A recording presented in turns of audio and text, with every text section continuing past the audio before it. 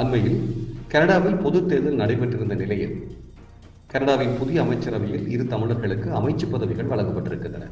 பொதுமக்கள் பாதுகாப்பு அமைச்சராக இலங்கை தமிழரான ஹரி ஆனந்த சங்கரியும் வெளியுறவு அமைச்சராக இந்திய தமிழரான அனிதா ஆனந்தும் பதவியேற்றிருக்கிறார்கள்.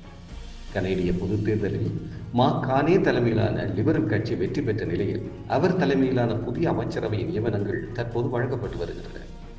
இதன்படி 28 அமைச்சர்களும் 10 பாராளுமன்ற செயலாளர்களையும் பிரதமர் கானே நியமித்திருக்கின்றார்.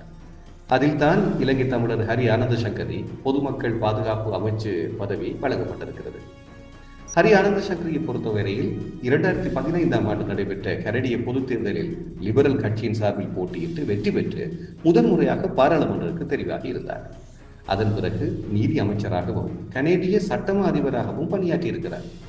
இதனிடையே கனடாவில் தமிழ் இளைஞர்கள் மத்தியில் ஏற்படும் வன்முறைகளை குறைக்கும் நோக்கில் கனடாவில் இளைஞர்கள் சேவை நிலையம் ஒன்றை அவர் ஆரம்பித்துள்ளதாக அறியப்படுகிறது.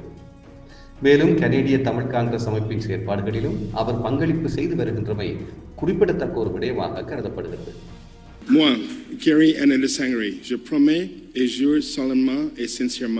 கனடாவின் வெளியுறவு அமைச்சராக இந்திய வம்சாவளியைச் சேர்ந்த தமிழரான அனிதா ஆனந்த் நியமிக்கப்பட்டுள்ளார்.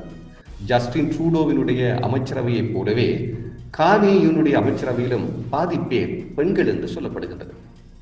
அவர் 2019ஆம் ஆண்டு அரசியலுக்கு வந்ததாகவும் அவர் முதலில் ஒக்விலில் இருந்தே பாராளுமன்றத்துக்கு தெரிவு செய்யப்பட்டிருந்தார் என்பதும் குறிப்பிடத்தக்கது.